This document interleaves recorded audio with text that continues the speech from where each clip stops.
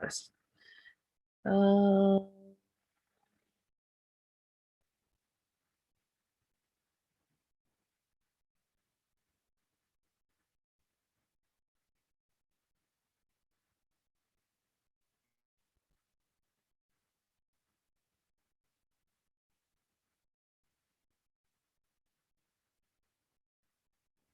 ok, ya está.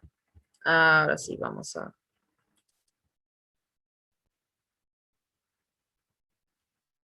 Okay.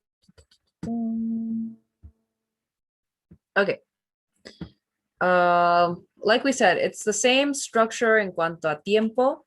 So same thing, 45 seconds to read, then the conversation, 30 to prepare, 60 to answer. So eso les da la instrucción. You will now read a short passage and then listen to a talk on the same academic topic. You will then be asked a question about them. After you hear the question, you will have 30 seconds to prepare your response and 60 seconds to speak. So vamos a primero.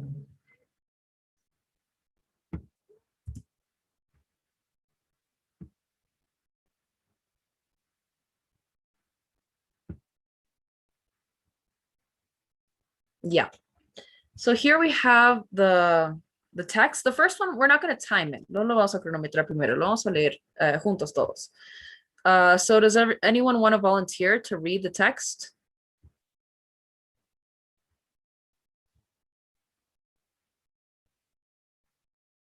Kate, Catherine? Okay. Okay. Dale, puedes empezar. Okay. Principal negotiation. Often business negotiations are seen as similar to sport games. In such approach, negotiations are treated as win-lose scenarios in which each side holds a position that must be defended. However, business negotiations can also serve the interests of all parties involved. In this model of negotiation, the different negotiators do not function as competing teams with conflicting interests, but rather as partners working towards a common objective. Business negotiate toward to common goal of a deal that suits the needs of both sides. This is called principal negotiation and is especially useful for long-time business partners. Okay. So they aim for a deal that suits the needs of both sides. Any questions about vocabulary, any words or ideas that aren't really clear? ¿Alguien?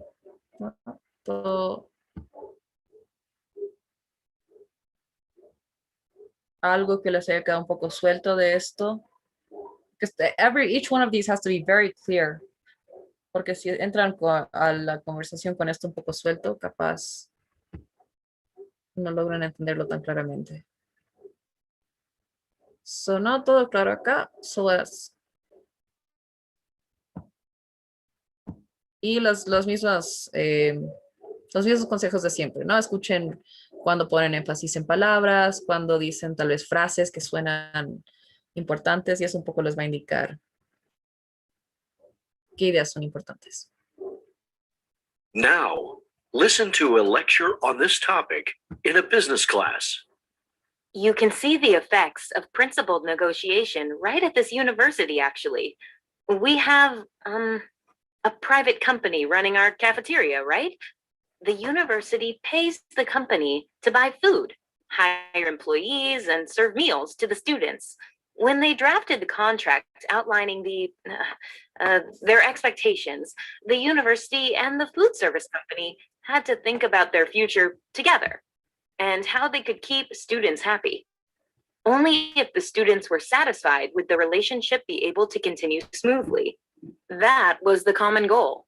So at the company's request, the university agreed to fund training the cafeteria workers, precisely because they saw that training as being in the best interest of the students, even if the direct benefit was for the food service employees. And it was coming out of the university's pocket. And at the same time, the food service provider agreed to buy and serve only organic foods, ingredients that cost more, but are healthier for student diners. If the food service had refused to buy those higher quality ingredients, it's more likely that students would have passed on meal plans. Or worse, requested the university find a different service. Obviously, the company'd want to avoid that. In the long run, these kinds of decisions were in line with everybody's goals, especially you, the students. Using the example of the Antes de escuchar la pregunta, do you guys have any questions on the lecture? O bueno, el ejemplo que dio. ¿Todo claro? Okay, ahora sí, pay attention to the question. As you know, like they like to be very precise with the question, so it's always best to really pay attention to what they're asking for. So in this case, van a pedir, escuchemos la pregunta. Using the example of the university cafeteria, explain what is meant by principled negotiation. Okay, so they're asking us to basically explicar por qué todo este ejemplo de la cafetería es un ejemplo de principled negotiation. So we're going to prepare our answers. Ya, 30 segundos para preparar su respuesta. Igual el cronómetro en mi celu nomás, guys. Sorry, no está muy bueno mi internet. Pero los pongo empezando ahora.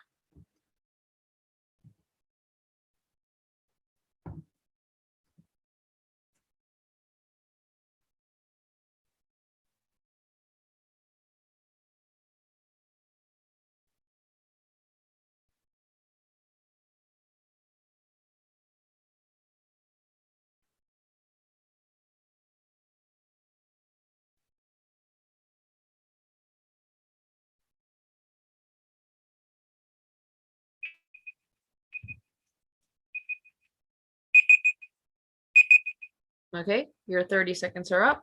Who wants to answer? Who feels that they have a prepared answer? Están- Who feels comfortable giving an answer?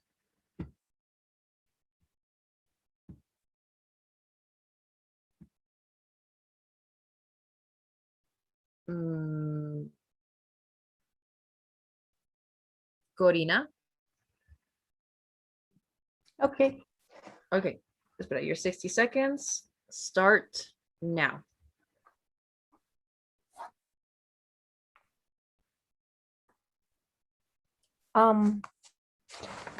According to the reading, the principled negotiation, it's a concept that it's when both partners have an agreement that suits the needs of both of them.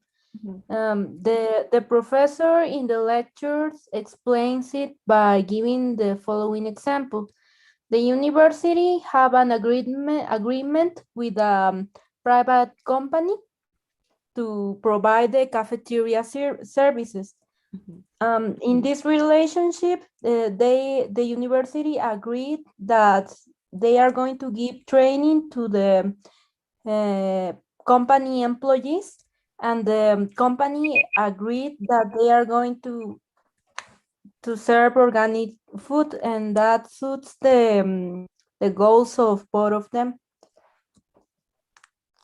Okay. Good. How do you feel with your answer?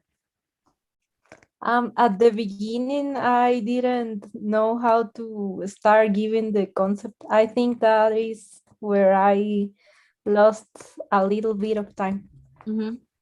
Why did you have trouble? Era como que buscando algún introduction phrase or? Yes, that, and maybe because my notes of the reading wasn't like clear enough. Yeah, that can happen, especially with these, because we have a lot of information entre la lectura y the spoken lecture. It's a lot of info. So volver y pensar cuáles puntos de estos son importantes, it's kind of hard, pero it's a matter of practice. In this case, I really like that the context, para darnos contexto, you just gave us the definition of principal negotiation, and that's it. No nos explicaste que la lectura dice esto, o sea, para dar el introducir, just the concept, listo, resuelto, that's perfect. No tiene que perder mucho tiempo con la intro. And then the examples. I feel like es un poco, tal vez, sacar tu propia conclusión, kind of say it in your own words, ¿no? This dynamic entre la universidad y su comedor.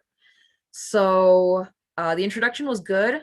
You mentioned the same things the lecture mentioned, but maybe you could have said something like the university paid to benefit the private company helping the cafeteria, and in exchange the company integrated more organic foods into its menu. Both of these things have the objective of favoring the students. Y listo, es como que, and this is a clear example of principal negotiation. So it's kind of interpretar un poco más, que se sienta un poco más la interpretación in the answer. But other than that, I think it was really good. The timing, everything. Okay, thanks. Does anyone else have an answer for this one? ¿Alguien más quiere responder esta?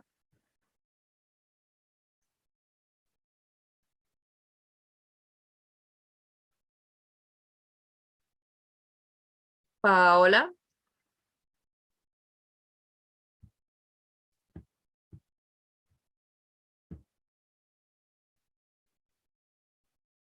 Yes, no.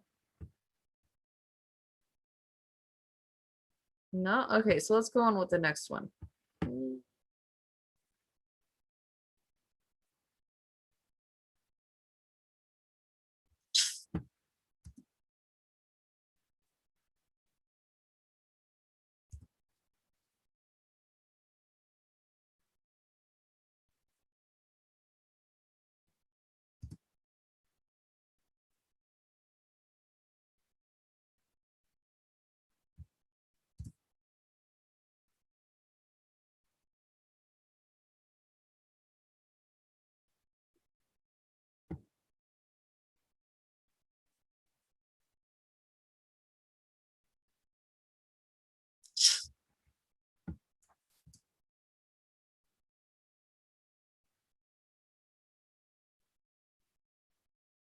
Sorry, guys.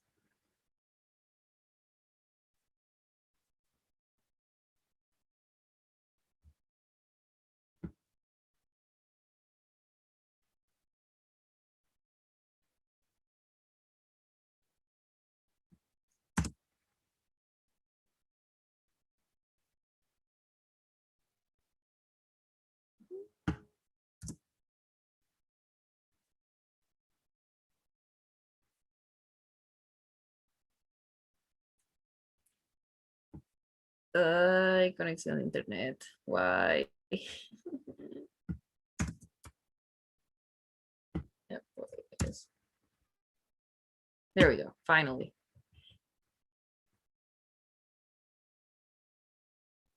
Okay.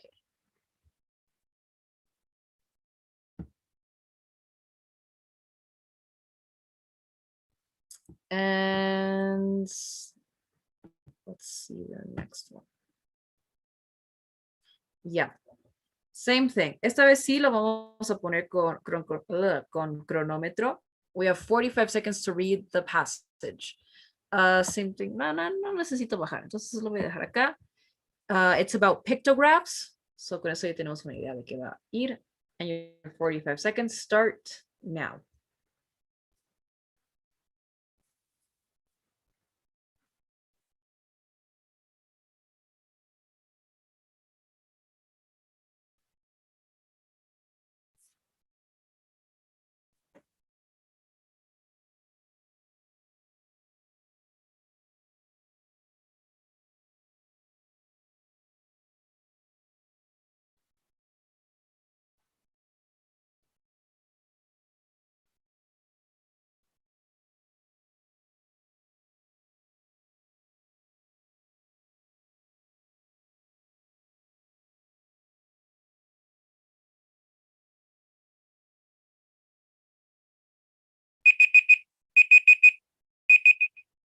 Okay. And ninguna pregunta o algo sobre este texto. ¿Todo claro? Okay, so we're going on to the conversation.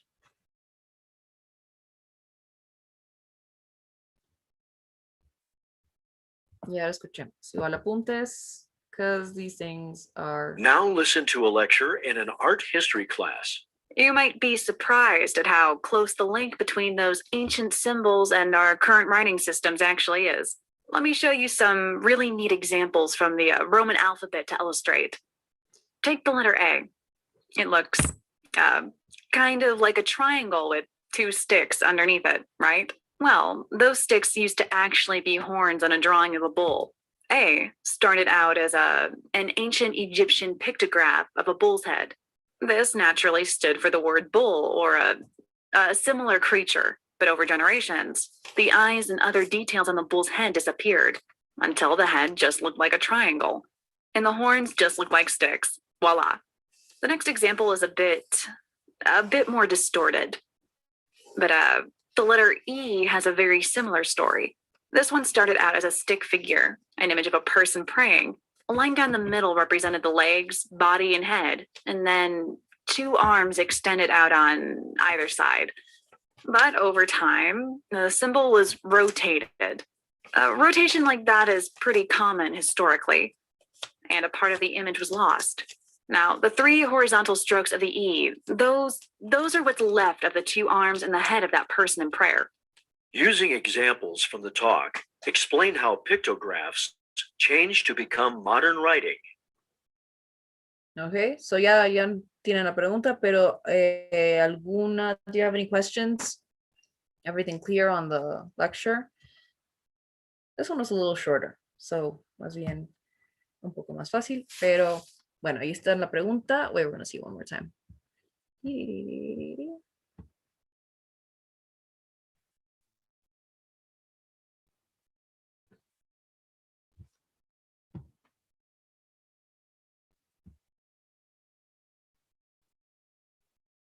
Okay, so the question again is, using examples from the talk, explain how pictographs changed to become modern writing. Your 30 seconds start now.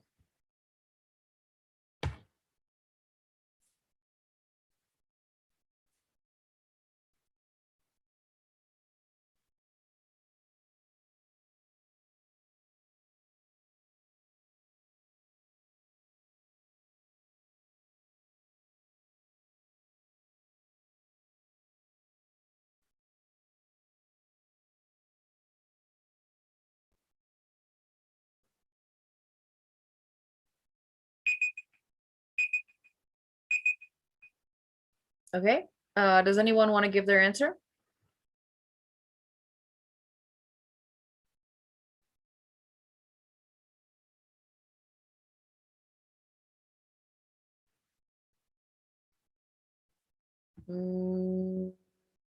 Natalia.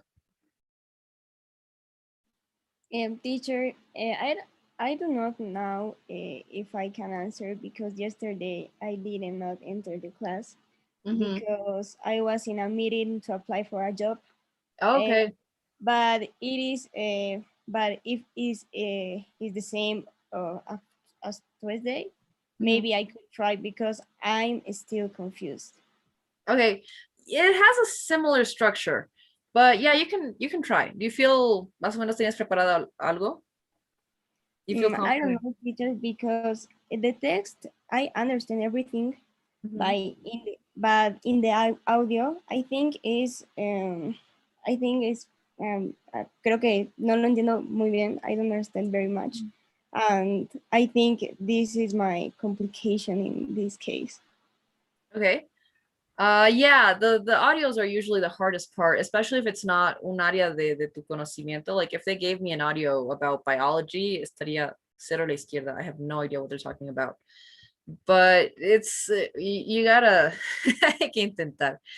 Want to try it anyway, probar la respuesta y a ver, tal vez en base a tus apuntes del texto. Maybe in other case. No, Okay. no. in Ya, that case. con este no estás del todo lista. Okay, Yes, so no, no, no estoy muy segura en este. Tal vez en el siguiente sí, pero en este no mucho. okay. Yeah, no problem. Anyone else then? Que quiera probar con este? Melissa? Yes, but also I have problems with the audio, but I could try and let's see how it goes. Okay. So your 60 seconds start now. According to the reading passage, pictographs are pictures that represent a word or an idea, and this became the basis of modern writing. In the lecture, the professor further illustrates this concept by providing the example of how Egyptians are their alphabet, and they put example of a triangle that represent Ba, something like that. And then they put the example of E and how they represent like a person with two hands, something like that. I don't know. Okay. Y te faltaban 12 segundos. Okay, so it was a little short. But yeah, estaba ahí claro. At the beginning, you started out very strong, ¿no? Bien resumido the context. Bien introducido a qué nos dice in the lecture. But then in the examples, this one was a little, era medio odioso este audio en especial. Pero it gives us two very, very clear examples with two modern letters. So we have the letter A, que nos dice que parece un torito y nos explica que originalmente eran los cuernitos del toro y que no sé qué. Eso, and you could, go a little bit more into detail about that. The letter A used to represent in ancient Egyptian symbols. And then she also mentions the letter E, that it used to be a person and then it rotated. No, la verdad no le entendí bien cómo era el dibujo. Pero se supone que la E is a stick figure, no? It's a person praying. So aunque no lo veas visualmente en tu cabeza, because I was also like, how? But you understand the concept, it represents a person praying, and then the image was flipped on its side. Sí menciona que lo rotan la letra, y ahora llega a ser la letra E que usamos en la modernidad. So, con dar esos dos ejemplos de las letras, and basically say, and these letters are now what we use in our day-to-day language. Sí, creo que se resumía bien. But you started out very well. Es más, los conceptos de esto. Sí. Es que creo que me pasa que cuando comienzas a hablar súper rápido, entonces yo tomo apuntes y es como que me pierdo. Entonces pienso que tengo que tomar como que palabras claves, porque digamos, aquí digamos, anoté, pero, no tenía nada, digamos. Entonces era como que, no sabía qué decir. Yeah, it's the excess of information and trying to pinpoint the best ones. David, yes? Yeah, I think he made a very good point. Don't try to write down everything, just the key points, the words that make you remember. Because if you try to write everything, then you will miss most of the information. Yeah, actually, that happens to me because I was trying to write everything, like the main idea, but I didn't even get, so it was so hard. But yes, I think it's like practicing. Thank you, David. Ajá, y ya me imagino que cuando dan los segundos de preparación, así voy a escribir textualmente lo que voy a decir. Eso les pasa, ¿verdad? That's also estresante. It's very stressful. Tal vez en la U, en diferentes lugares de su vida, les han enseñado a hacer mapitas mentales o mapas conceptuales. That's honestly the best thing for taking notes, like with symbols y cosas que tú entiendas, ¿no? Cómo se están relacionando las ideas. Abreviaturas. Exactly. So when you go back to your notes, you can be like, okay, entonces esto se transforma en, porque le has puesto una flechita, ¿no? Se transforma. So this transforms and I can use this example. Mapas conceptuales son lo mejor de la vida. Sí. Actually, I divide my my paper into like in the reading and lecture, and then I write like what is the topic and the concept, and then, but yes, I have to practice in putting keywords. Yeah, it's a little the information. Think of it kind of as a game show sometimes. No sé si han visto Jeopardy or those game shows, like where you're timed to give a question.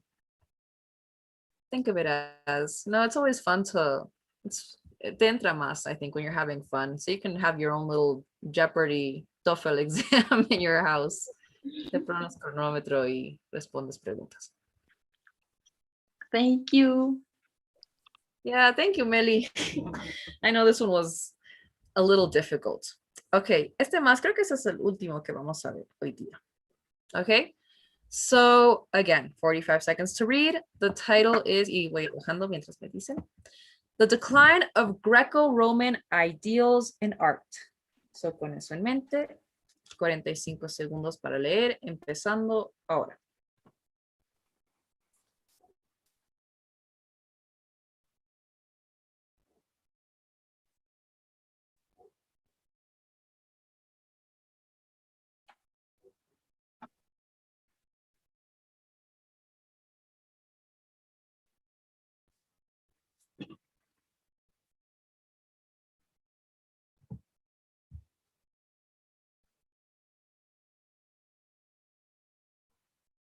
Mhm.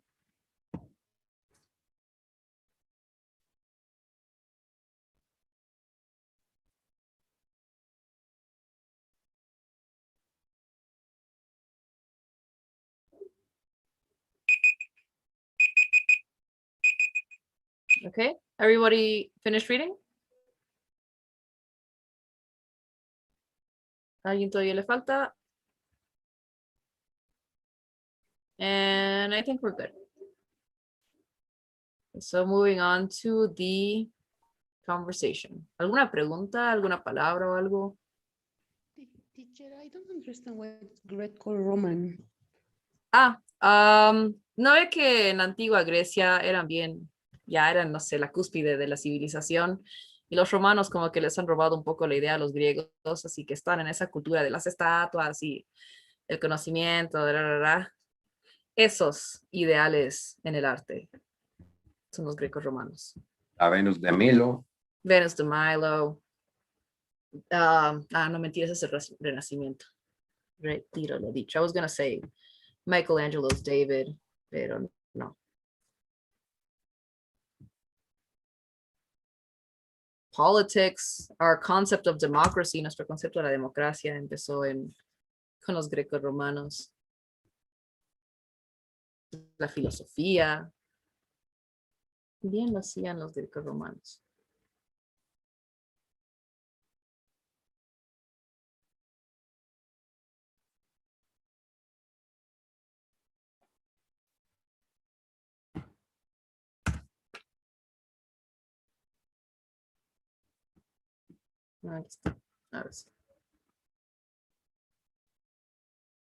And now we're going to listen to the lecture. So I know you guys, I know this is a little complicated, so mucha atención en estas cosas. And starting now. Now listen to part of a lecture in a class focusing on the history of modern art. Now, scholars sometimes like to say that in the 20th century, art based on Greco-Roman ideals of beauty and physical perfection fell totally out of favor thanks to the work of pioneering critics like Roger Fry. But today, I'm going to argue that this is actually an oversimplification. Now, paintings in the 20th century certainly became more abstract than at any other time in history. But in some ways, this had nothing to do with the work of professional critics like Roger Fry. I mean, I think it can be convincingly argued that the change in style was simply due to the invention of the camera. See, it was no longer necessary to turn to professional portrait painters to have one's picture taken. And for this reason, there was a gradual gradual decrease in the number of students who went to painting school. It was simply no longer important to spend years mastering technical painting. And instead, it became possible to produce highly abstract works meant to express, well, ideas. However, many of these ideas still had to do with the age-old Greco-Roman ideals. For example, Manet's painting, Luncheon on the Grass, which is sometimes called the first modern painting, it actually used images originally copied from an ancient Roman coffin. Pablo Picasso, a great abstract artist, also created several paintings reacting to Greek mythology. And well, to this day, advertisers and filmmakers often turn to Greco-Roman notions of beauty in order to entice audiences. In fact, many modern artists have reacted to too much abstraction in modern art and are returning to classical Greek and Roman themes in their work. So, the Greco-Roman tradition in art is far from dead. Using the points and examples from the lecture, explain how artistic standards changed in the 20th century. Okay, so there we have the question. We're going to listen to it one more time. But before we listen, ¿alguna pregunta? How do you feel about this lecture or this topic? ¿La han sentido un poco más fácil, menos pesadita, más clara? Sí. More or less. Okay. Okay, ahora sí vamos a escuchar la pregunta. Mucha atención con la pregunta, okay? The question is. From death. Using the points and examples from the lecture, explain how artistic standards changed in the 20th century. Okay, so the main question is explain how the standards changed. Con ejemplos del lecture. 30 segundos para preparar. Starting now.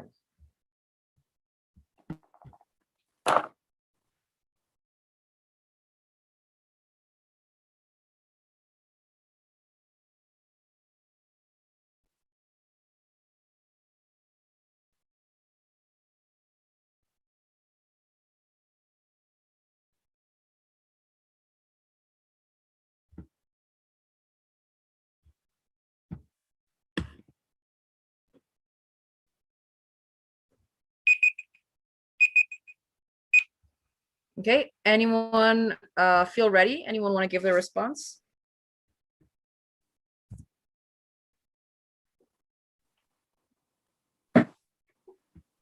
¿Alguien que quiera sacrificarse?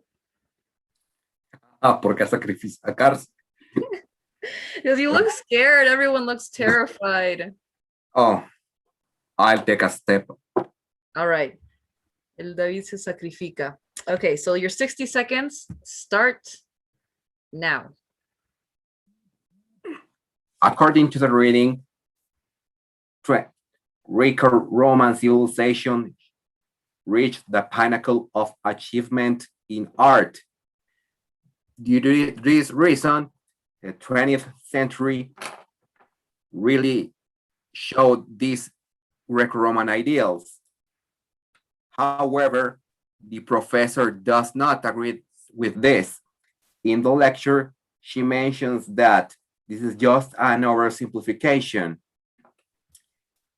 In the 20th century, many artists became to show abstract pictures. One example of this is Robert Fay. In addition, Pablo Picasso, a really abstract painter,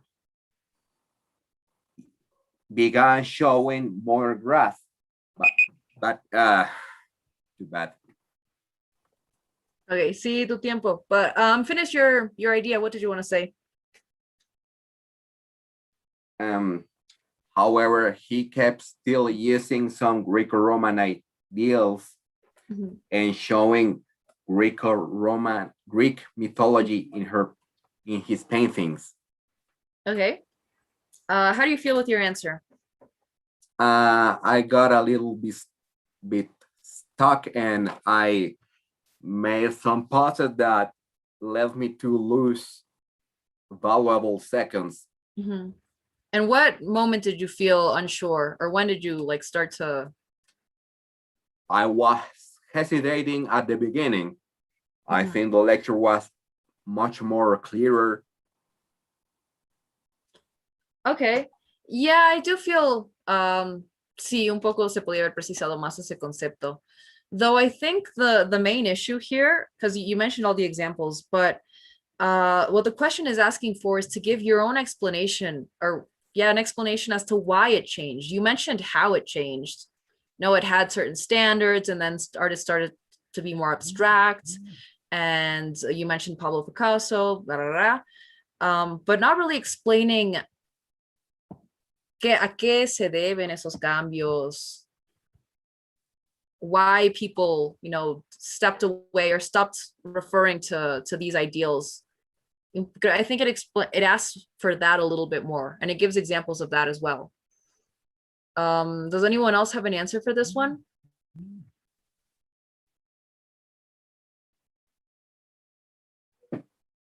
Does anyone want to try? Dani Valverde? Okay, but my voice is a bit up. Yeah. Okay, but I can try. Okay, so your 60 seconds start now. According to the passage, the decline of the Greco-Roman ideals of art started in the 20th century because it was being judged by the ability of art to evoke ideas and emotions. In the lecture, it's discussed that this change was due not only to this judgment, but also because of the invention of cameras, because it was no longer ideal to take portraits if you can only take pictures. So artists were able to explore different possibilities, being the abstract painting one of them. For example, Pablo Picasso, a great abstract painting, used the Greco-Roman inspiration like Greek mythology. And that's why modern art it's also inspired in these Greco-Roman ideals, but with this modern touch of the abstract painting. Perfect. Excellent response. Really, really complete, really everything. How do you feel? Good, I guess. I have the chance to tell everything I write, but I also use some advices you gave to David to restructure my response. Okay, so could you tell us a little bit about how you structured it? What's your logic behind it? ¿Cómo las armado? Well, I started with the passage. So as the question said that we need to explain the changes of the 20th century, I only focus on that because I also write about what it was in the 19th century, I guess, but I focus on that according to the question. Then, as the question said to how it changed, I used the example of the camera, which was the one that could explain the change. And then I'll also try to put also other examples that were in the lecture. Yeah, so good. So yeah, basically the whole thing is to how it's changing, and it's asking why, and it gives two very clear pinpoints. Igual al momento de hablar se le escucha, ¿no? Cuando menciona la invención de la cámara, the lecture, when she mentions the art critics and how their perceptions of art, started to change this philosophy. So esos eran creo que los dos puntos claves, and you mentioned both of them with great examples. So excellent. That was a really, really well structured response. And eso, yo creo que con eso acabamos la de hoy. Una más de estas. Does someone else want to give the response for this one? Una más de estas y acabamos.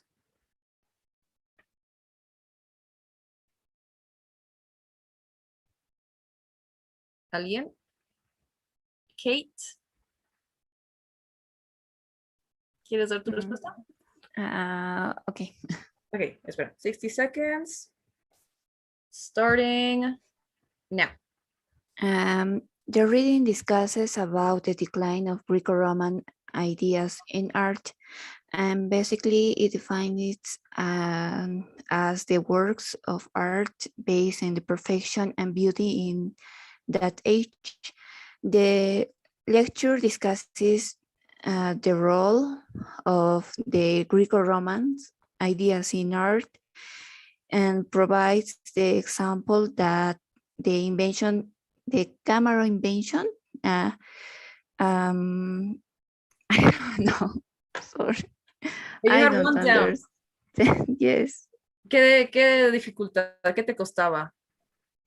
I take notes, but I don't know how to put it in my speech. Yeah, for that, well, it can go both ways. Okay. Sometimes we can like find little words and formulas that'll help us reason it faster, ¿no? Como que pensar, if you look for connectors online, como les dije, no busquen listas de conectores para ensayos, y ahí con esos conectores se les va a hacer más fácil y más claro conectar ideas. But also, ¿no? La fluidez de tus propias ideas en el lenguaje tiene que venir de naturalizarlo. Like, you gotta watch YouTube, watch Instagram, watch whatever, TV, movies, radio, podcasts, anything, but immerse yourself in the language para que tu razonamiento empiece a funcionar en inglés. Yes. So, Okay. yeah, it's solo cuestión de eso. Listening to Yes, music thank you. really helps. Thank you. Ok, con eso creo que acabamos para hoy. Espera, alguien en el chat. Ay, ya, nos habías mandado stopwatch hace 20,000 siglos y lo acabo de ver. Sorry. Yeah. Pero bueno, any questions about these types of questions, about this part of the test? I have a question. In this type of question, it is more important to like deliver the message in a fluent way, like having the fluency and don't do a lot of pauses, or to mention like all the important points that the professor said in the lecture? Both, because when they evaluate, they're evaluating your delivery. You know, if you sound confident, if you sound like you know what you're saying, if you, yeah, pretty much if you have a proper use of vocabulary, but also if you've retained all the ideas from the text, if you're properly responding to them, if you can, you know, bring your own interpretations a partir de esas ideas, y evalúan ambas cosas. So it's a matter of ver las dos cosas. Okay, I was asking because maybe sometimes I get like, while I'm talking, a little bit nervous because I'm trying to mention everything, and maybe that affects the way I am talking and I start saying or that things. Yeah, for me at least, like in my experience, when I'm nervous during any presentation or exam, because a veces estás súper preparada, pero en los nervios no se te nota que estás preparada because you're like stuttering y estás así. Es no tomar un momento y admitirlo. And sorry, just give me a moment. I'm a little nervous, but I'm gonna get the hang of it. Sí, 2 segundos para decir I'm nervous, 2 seconds, y con eso ya, ¿no? Te das un poco más de seguridad a ti y le das a entender al otro, no es que no sé, solo estoy nervioso, ya, déjame. Kind of like that. So, eso. Okay, thanks. Okay, any other questions, comments for the class?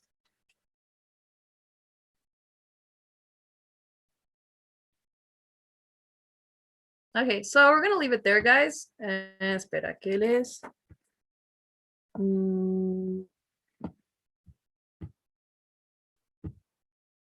Les voy a sacar una foto a la asistencia.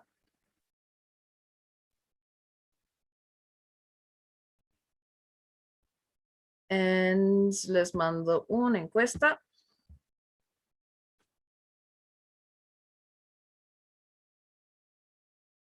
Y ya está. Y bueno, ya saben, chicos, llenan la encuesta y pueden irse saliendo. So have a nice weekend, you guys. It was a nice class today. It was nice seeing you guys. And I will see you next week. Bye, guys. Enjoy your weekend. Thanks, Miss. Bye, Bye. teacher. You too. Bye. Nice weekend, everyone. Bye, guys. See you.